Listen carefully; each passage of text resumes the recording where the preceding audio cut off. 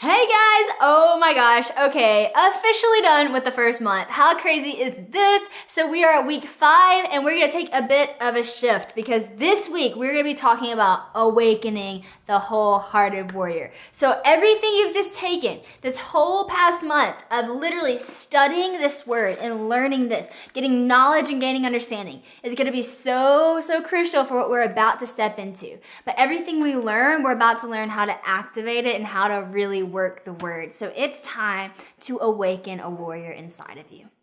So I love this verse, and the reason I'm reading this is because it really ties in how for a month we studied. For a month, you dove into scripture. You understood why God says things like, do not fear. Why God says things like, you can find your confidence in me. Why God says things like, you are loved, you are a daughter. You know that now. You've seen God acted out in the different people's lives in the Bible that you've read. And now you've probably experienced that and encountered that in the room with yourself. And so everything we learned, listen to this. In Proverbs chapter 3, verse 21, my son, do not let wisdom and understanding out of your sight. So everything you just learned, everything that you've just gained in knowledge and understanding, don't let it out of your sight. Why?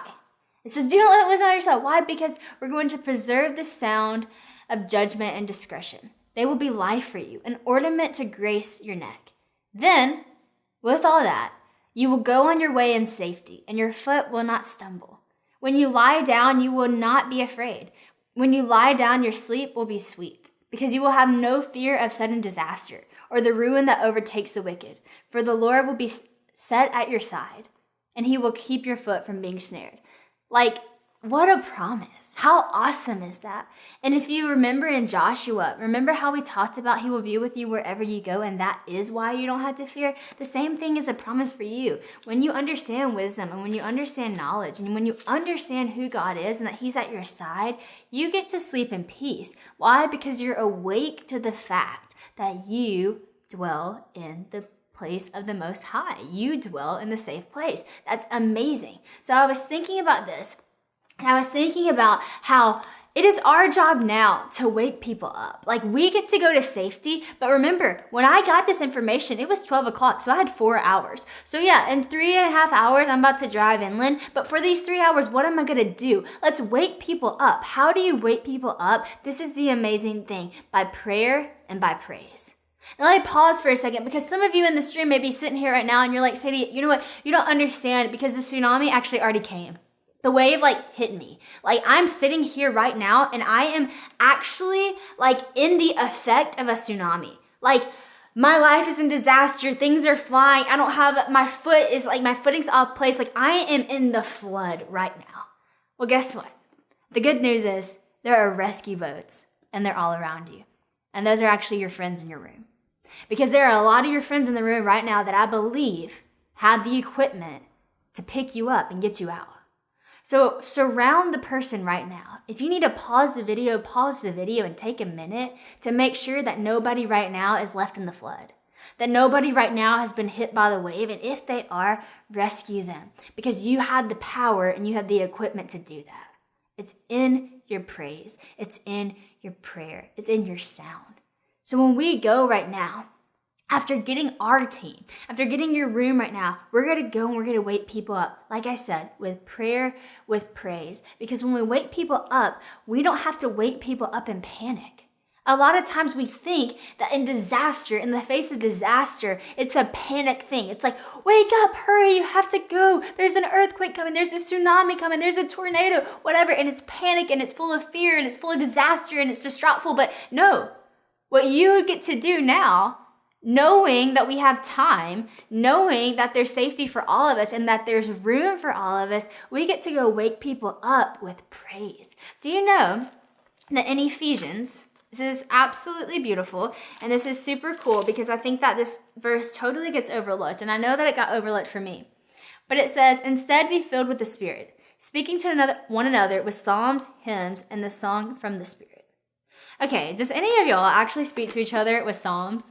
I don't. I haven't because it seemed weird. But then I thought, you know what?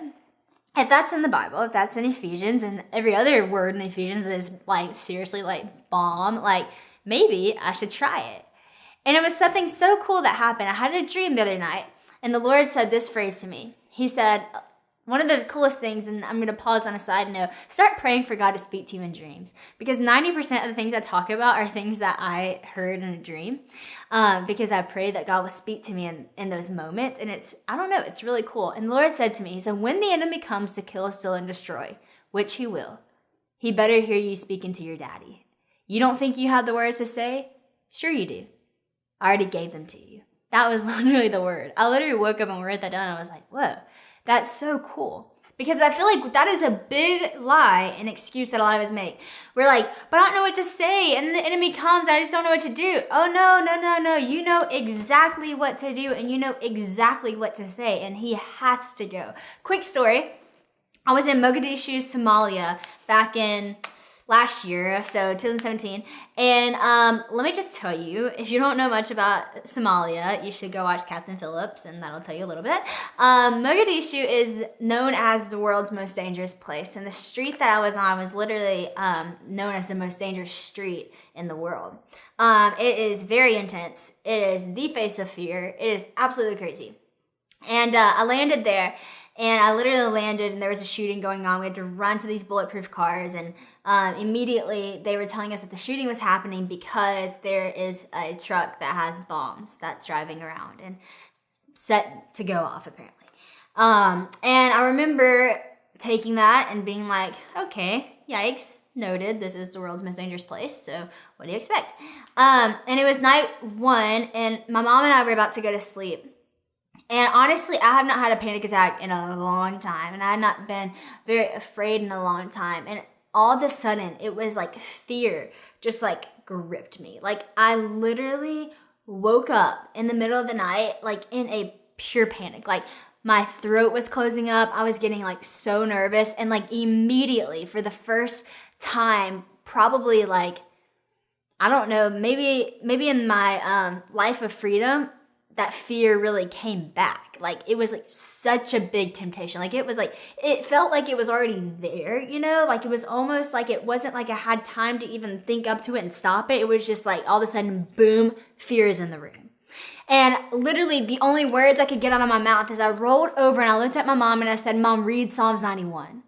And my mom began to declare Psalms 91, not only over our room, but over Somalia as a whole. And it was so crazy because I literally feel like I'm in bed and like fear is gripping me. And as my mom begins to declare the Psalms over the room, Psalms 91 over the room, literally peace invaded the room and fear left. So when the enemy comes to kill, steal, and destroy, which he will, you better be talking to your dad. Because when you are in the act of praise, panic can be nowhere around. It has to go. Because let me just read, literally, if you just read some of these words, I can just start reading Psalms. We're going to go to Psalms 91 and I'll start with this one because this is one of the best to read whenever you're in a crisis situation.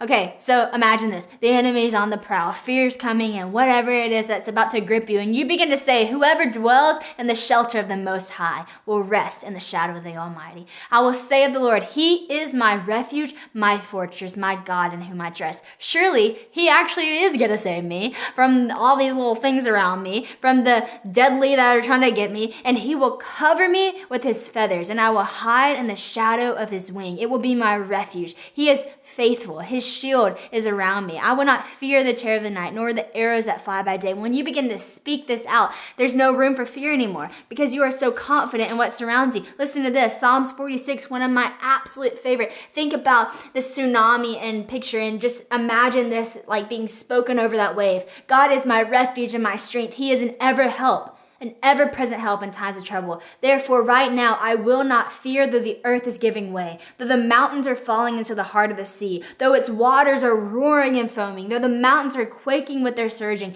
because there is a river whose streams make glad the city of God, the holy place where the Most High dwells. I know where I rest. I know how to get inland. I know where to find my refuge. God is within her and she will not fall. God will help her at break day. Even though the nations are in uproar, the kingdoms are falling. When he lifts his voice, the whole earth melts. Does the enemy trying to trick you up with panic right now, with confusion, with chaos? Oh, when he lifts his voice, the whole earth melts. Get you some of that. Not today, Satan. The Lord Almighty is with us. The God of Jacob is our fortress. Okay, this is an amazing part. And as an Awake group study, as a wholehearted warrior, I want you to hear this. Literally listen to this part. Verse 8, Psalms 46. So come and see what the Lord has done and the desolations he has brought on the earth. He makes wars cease to the ends of the earth. He breaks the bow and he shatters the spear. He burns the shield with fire. And he says, be still and know that I am God. So I'm going to go back to verse 8. Come and see what the Lord has done. What does that sound like? An invitation.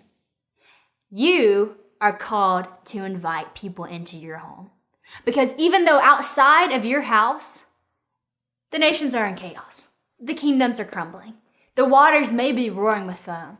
Yeah, the mountains actually are crumbling into the heart of the sea. Yes, is disaster all around us? Yes, but I will always confidently invite people in this house because in this house, God dwells among us. We are in a safe place. You can always confidently invite people in because you are with the understanding that God is within you and you will not fall. And like literally when people come into your house, even though disaster is all around, panic is all around, when you begin to praise and invite people in, when they come into your house, I pray that they are invaded by a room of peace. Because that's what you have set up. Why? Because you're being still. You're not trying to be God and you're not trying to beg God. You're being still and you're trusting God in the midst of the disaster. That is what makes you different about being awake than about the people who are asleep. And being awake and actually doing something about being awake. You're called to invite. It's amazing. It's absolutely amazing. One more psalm I'll read. Because this is a cool part in the story of the tsunami. Whenever we were on our way back and we were trying to figure out what to do, and it was kind of in the middle of this disaster around us. It was so funny because the stars were so beautiful that night. And I remember the three of us were walking back, and it's the middle of this disaster, and we look up and we said, but look at the stars. Can we just look at the stars for a second? Because like our Creator made the stars, and they are so beautiful. And we kind of went on with our night and didn't really think much about that. The next day I was reading the Bible and it was amazing because I read this in Psalms 3. It says, but you, Lord, are a shield around me, my glory. You're the one who lifts my head. But guys, look at the stars. He's the one that lifts our head because he's a shield around us. He's like, yeah, you're looking around, and when you begin to look around, you're going to be afraid, daughter. So look up. It's where I am. When you see that I made that, you can be okay in knowing that I got you. I call out to the Lord and he answers me from the holy mountain. I lie down and sleep. I wake again because the Lord sustains me. I will not fear though tens of thousands are falling at my side. So arise, Lord, deliver me. Strike all my enemies on the jaw. Break the teeth of the wicked. From the Lord comes deliverance. Gosh, like he's delivered you. Rest in that, and don't only rest in that, let that awaken something inside of you to go out and rescue others.